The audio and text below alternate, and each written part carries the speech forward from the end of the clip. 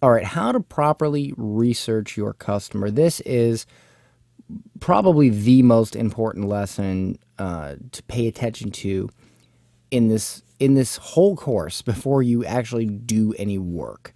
And that's because if you don't pay attention to this, it's likely that the work you do will be for nothing and it won't work because you are not really zeroed in on your customer. Now, let me just preface this by saying that I've been doing this a long time and I've had a lot of students, and I have yet to come across a student, whether private coaching or that's bought one of my courses, that has actually totally understood this right from the get-go. I didn't understand it right from the get-go when I first started. So, it's highly likely that you don't. And you really need to pay attention to this because this will help you. You need to trust me here. And I'll just preface that by saying I did go from a pizza boy to $1 million online. I've generated millions of dollars in sales for my clients. I make seven figures doing this stuff. Please listen to me. This is super important. And you are going to say, oh, no, I don't need this. Oh, no, this is bullshit. Oh, I don't have to do this. You're going to say that. I guarantee you, as you're going through this lesson, you will be saying that to yourself. And I'm telling you, that's me smacking you in the face right now. Don't do that. Pay attention to the lesson. Okay, here we go. You don't know your customer. The worst thing you can do is assume that you do simply because you have been in the industry or you have been in their shoes. Thinking back to the customer you've talked to or this or that, you did not know at that time what questions to ask or what things specifically to pay attention to.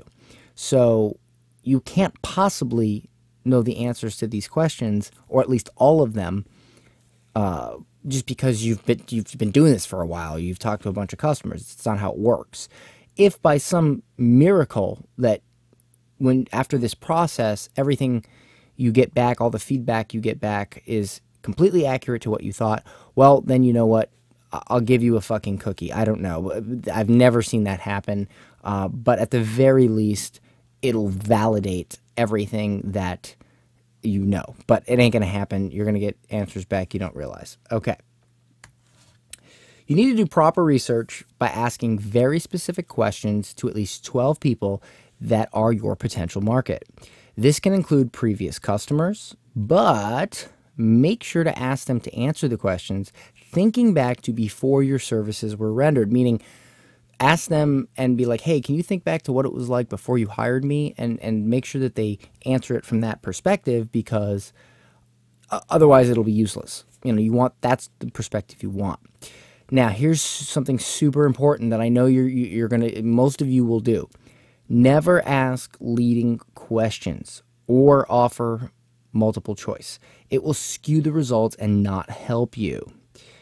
You are looking for patterns of the same answer, so you can't give them the answer ahead of time. So you can't say, what is your biggest problem? Things are too expensive, or you want to make more money, or what? You can't do that, because then they'll just be like, oh yeah, that. All right, so don't do that. Just say, what is this? What is it? Wait for their answer. Make their answer come from them. All right? That's the way to do it. So do not offer multiple choice. Do not ask leading questions. Once you have these answers, you can take the feedback that you see recurring multiple times and in patterns and use it in all aspects of your sales copy and marketing. So if somebody says, I'll give you an example. Let's say in your marketing you say increase ROI, but you find that no one says that. They say get more sales.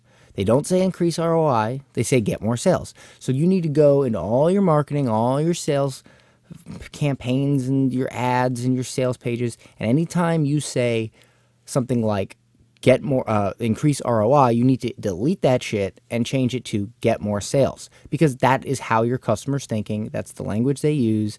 That's what you want to use, and that will relate to them more. Now, the fact is most customers feel the same. So you only need a small sample size, and now you can get inside the head of 90% of your audience without ever speaking to them. So you'll figure out what everybody's thinking for the most part. So when they read your stuff, they're like, how does he know how I feel? It's because you asked a small sample size and you figured it out. That's how I get inside all your guys' head, by the way. So that's one of my little tricks. Okay. You can use Google Forms to do this or a free survey app. You can also ask people directly over Messenger and write down the answers. You can even take people out to lunch. I do it all the time. The best approach is a combination of all three. All right. Let's start with the first question.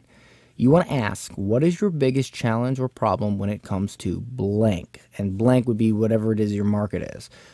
This question identifies the number one problem that your customer has. It may not be what you think it is. So here are some example questions. What is your biggest challenge or problem when it comes to design? So that would be something you would ask if you're like a graphics designer, or you're a web designer, or you're a branding consultant. What's your biggest challenge or problem when it comes to Facebook ads? That's what I ask because I sell Facebook ad shit. So boom, that's what I ask.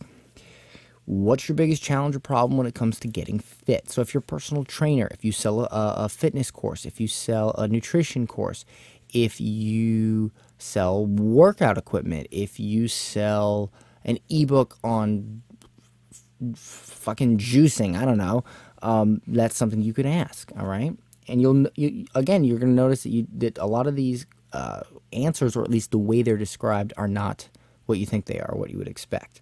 So that's the first question. Now we come to the goal question. What is your goal for blank? What is your goal for your blank? What do you want out of it? So this could be a multitude of things. This question identifies the end result they want to achieve. Again, it's likely this is different from what you suspect it is, or at least how it's described. So if you're a web designer, what is your goal for your design? What is your goal for your Facebook ads? That's something I might ask. What is your goal for getting fit? Again, you're a personal trainer or something like that. What is your goal for getting fit?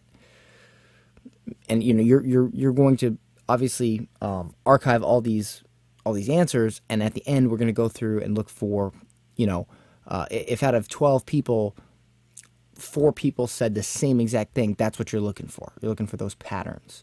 All right. The feel question. How would it feel if this problem was gone? Now, this may seem like a silly question, but it works. They might even think it's a silly question, but it doesn't fucking matter. They're going to answer it, and you're going to get your data. So just ask the question. Likely, they will say things like fantastic, great, or some common word like that. But many times, they will give you a long description, and that's where it becomes even more useful. All right? Sometimes this particular question ends up not giving you a whole lot. But you know what? Ask it anyway, because you might get some worthwhile responses. The advice question. This one's great. What have you already tried in this area? What frustrations did you have? This is where we get into the nitty-gritty. When they answer this question, likely they will be describing advice they have been given that failed. Now, how can you use this? All right? You can use this because you are able to differentiate yourself from your competitors. So if they tell you a bunch of bad advice, you can mention in your emails and in your sales, have you been told this? Have you been told that? Didn't work, did it? Well, I'm different, and boom, boom, boom, like that. And it preemptively sort of qualifies you as an expert, and also that you are different and they're not going to hear the same old shit. All right. You want to look for patterns and then mention this in your email sequence, ads, and sales copy. All right. So if you see the same piece of advice over and over again being mentioned, you need to mention that. All right. Like, for instance, one thing I noticed for my audience that I didn't even realize was that people cared a lot about cost per click, yet they still didn't get results. And when I realized this, using my research, I made a point to mention how worrying about cost per click gets you nowhere. Because it doesn't get you anywhere, because it's bullshit. You should worry about conversion. You should worry about somebody opting into your email, not how many fucking clicks you get. It doesn't matter. You guys should know that, or you will know that when you get through the course. Cost per click is not something that I advocate. Anyway, this really resonated with people, and it allowed me to resonate more with my audience. When I launched my course the first time, people really sunk into that. They're like, oh, I'm so worried about cost per click, and I was like, no, fuck cost per click. You don't need that. And the only reason I knew to mention that was because I did this research. I didn't even know that that was a big thing. I really didn't. I didn't realize people were so focused on that. So that's where I learned something I didn't know. Okay. The now goal question. What are your biggest goals in your business right now? What do you want to change this year? This may seem like we are repeating ourselves here, and we actually are. The end result your customer wants to achieve is the most important thing to get across to them from the get-go, because your product is supposed to get them that result. So you got to make sure you know this. Okay, so asking this question in a different way again gives them yet another chance to further clarify and give you more intel.